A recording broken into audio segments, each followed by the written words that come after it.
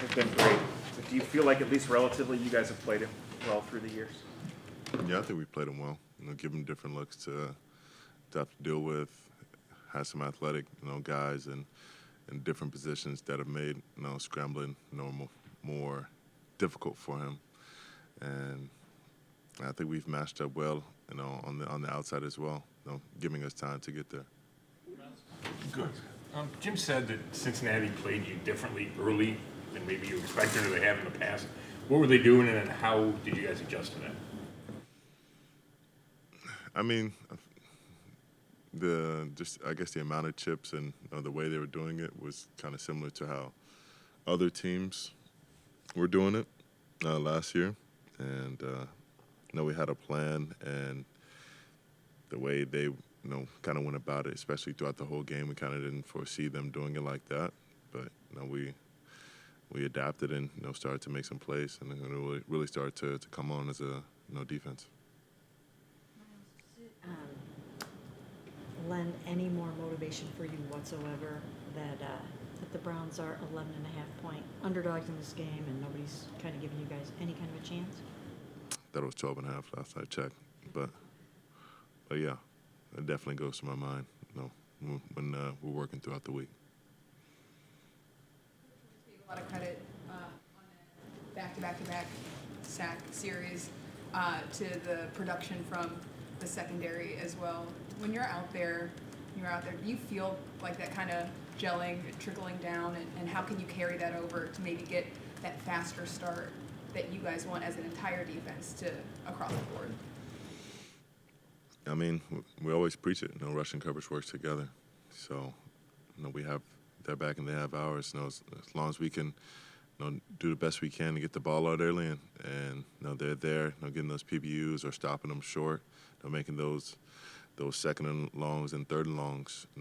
We know that they'll come up big for us. Making them hold the ball for a tick longer, and we'll have the chance to get there. So, it's just not allowing it, either of us in our individual position rooms to get satisfied or feel like we can take a play off. So if we can be clicking on all cylinders on D-line, we know we can hopefully have a big day and offer a big day for them as well. Is the practice week or the rush rules a lot different the week you go against Lamar than other weeks?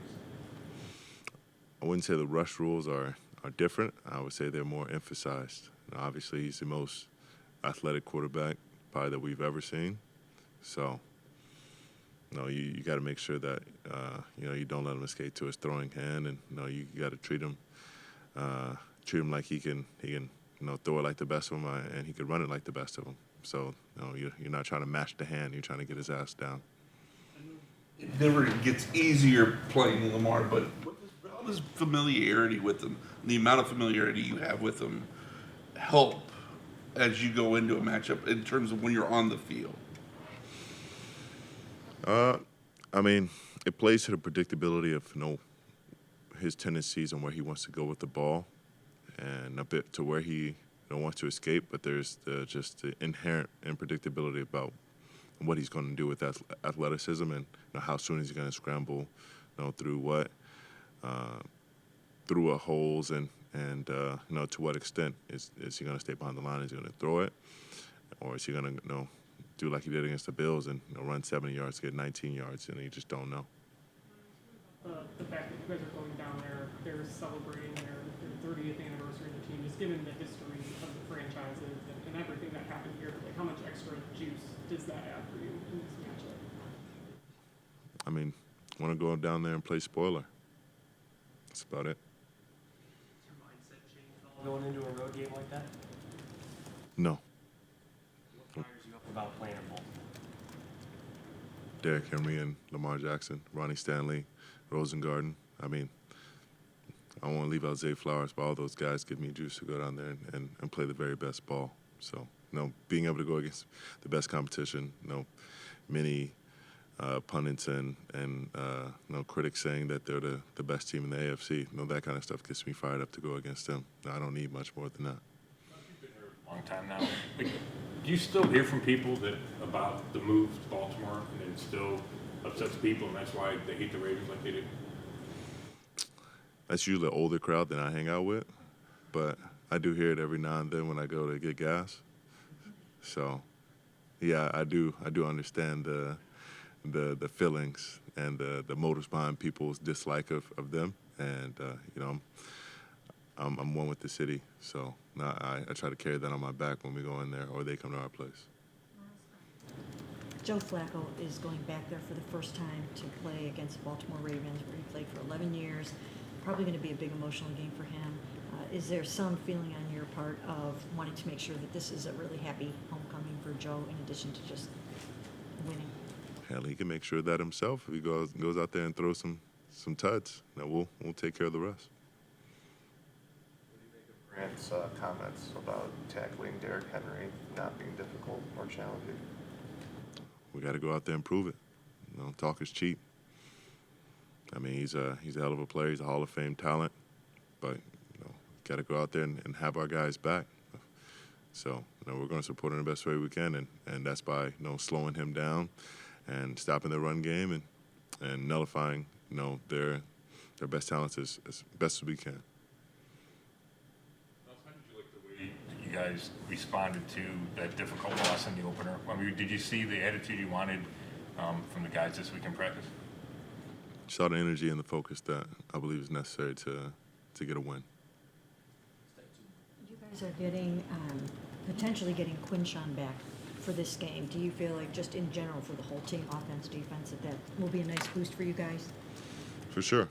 I mean, he comes in, he's in shape, he runs hard. He's a different style of running back than we have currently, and looks like he'll be getting the ball in a variety of ways. So I look forward to seeing what he can do with the ball in his hands, and the more he can keep us off the field and keep us fresh, we can continue to rush and stop the run and get the ball back to them.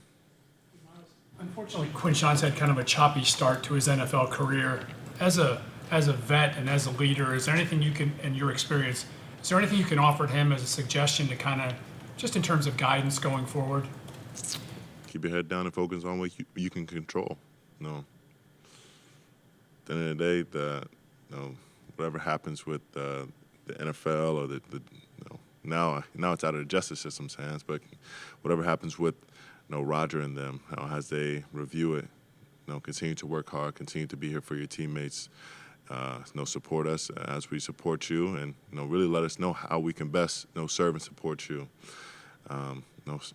Stay focused on your playbook, knowing your role, and when you come in, just hit the ground running. You and Lamar have both been around now for so long, and you guys just get up for these games. I mean, you guys have won 4 out of the last 7 meetings against the Ravens. What kind of a just amazing battle has it been between you and Lamar over all these years? Well, it's not me versus Lamar. It's Browns versus Ravens, and I feel like it's been fun. It's always a heated matchup. It's always physical. It's real AFC North, where they want to establish the run. They want to run the ball. If they can run the ball 35, 40 times, they will. And I like going into a matchup knowing what you're going to get. The identity of a team. So we pride ourselves in our defense, and they pride ourselves in being physical up front and run the ball. And stuff like that gets me excited going into games as well.